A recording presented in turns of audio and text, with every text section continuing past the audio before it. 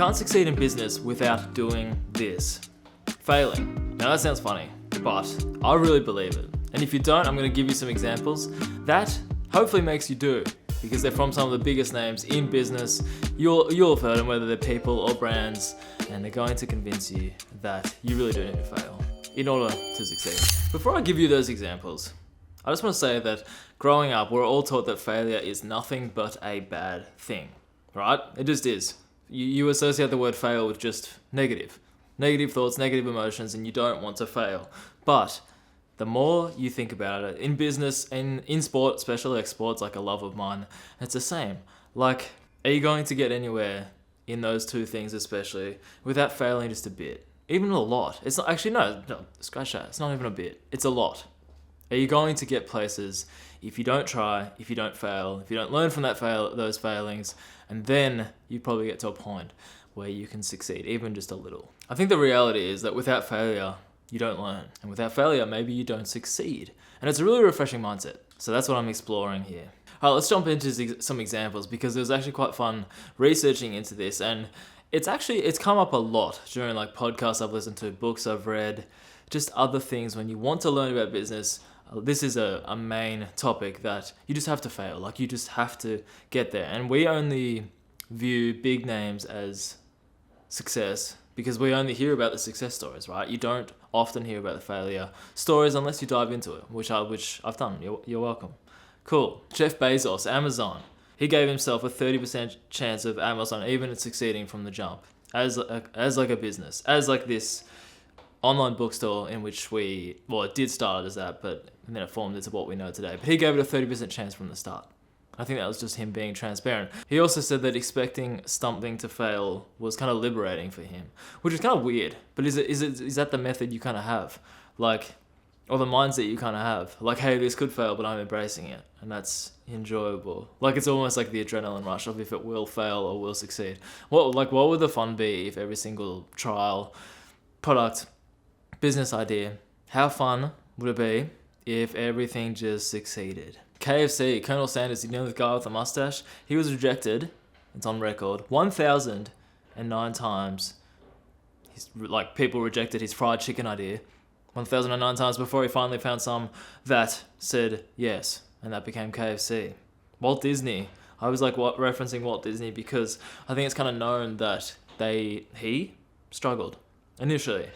He was fired from a newspaper job.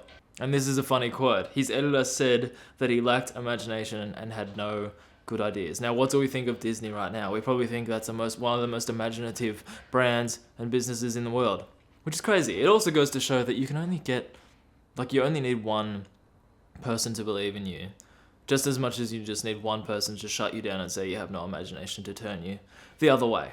I think that's a really cool lesson.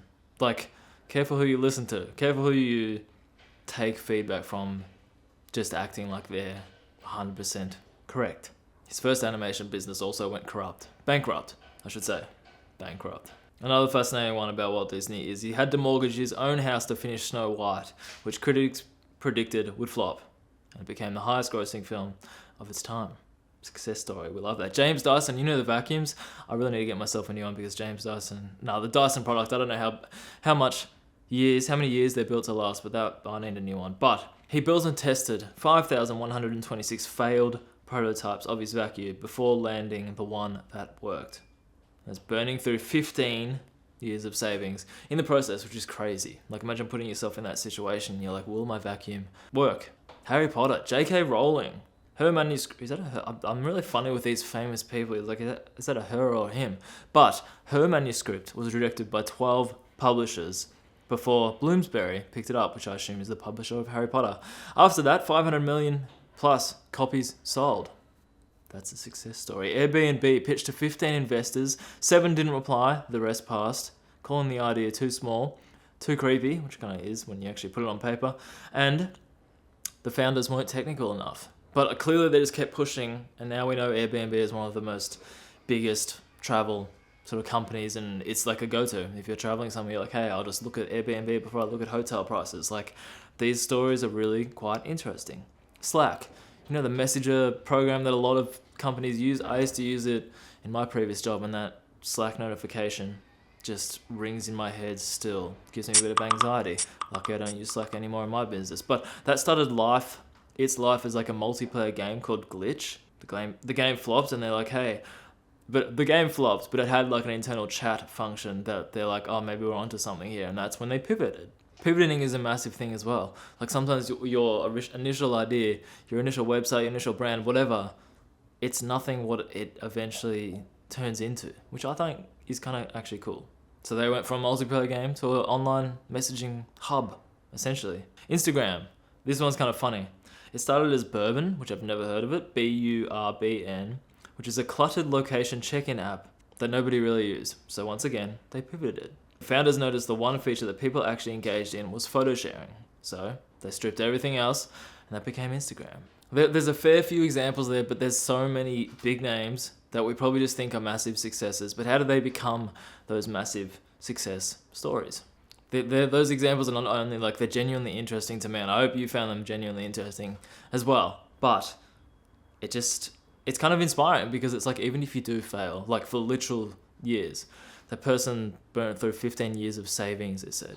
15 years to get to a goal or to get to a place where you're kind of happy with. That's wild to think about, and it's daunting to think about. But all of these examples just kind of say like you have to fail before you succeed. You kind of just have to. Just embrace it. Like it's a funny, but it's cool. You have to try things and then you pivot dramatically. That's also like those last two examples related to pivoting a lot. Try it, see what sticks, see what your audience wants.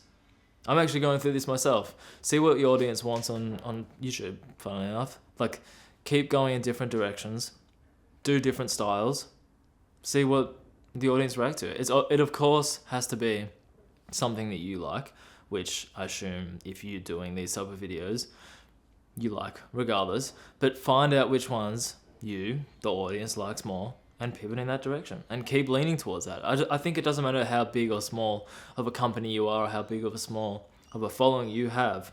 I feel like that's always like a mindset you should probably have, right? Go towards what is working, what the audience wants, like the data, the analytics, all that stuff. So imagine treating that stuff as like a fun challenge. Imagine treating failing as a fun challenge. Like, hey, I failed, but that's good. Like, it's not even a challenge. Like, imagine treating that as a good thing. Like, I tried something. I had the balls. I had the guts to try something. And it just happened to result in it not working perfectly, and that's fine. That's almost like an expectation. The last thing I'll leave you with is I feel like this is another common thing that always pops up. It's not just that you have to fail to succeed, but we all stop once it gets hard, right? Once something gets hard, once you're not earning followers, once you're not making sales, once you're, all these points where it's easy to give up on, we kind of just stop because it's hard. But if you keep going and you hear all these success stories, how many times do you hear when someone's like most people stop when you are at that jump point. Like if you're looking at a graph, most people stop at the dip, and then that's right before you're about to, elevate with growth. And that can look different in different cases in terms of maybe you've just got an influx of customers. Maybe you've got one customer that sort of changes the trajectory of your business. But most people stop before you get there because it becomes too hard and you're like, no, I'm not doing this anymore. But I feel like you just have to trust the process. Trust failing is actually a good thing. Treat it like a good thing. To me, it says you had the guts, as I just said, to do it, to try it. And not many people would do that. So these examples are basically all proof that maybe you just do have to fail to succeed, especially in business. Relate that back to sport as well. Like how many times will these people fail when they're younger and whatnot, but you keep with it, you get better. And then you finally, maybe just become one of those success stories.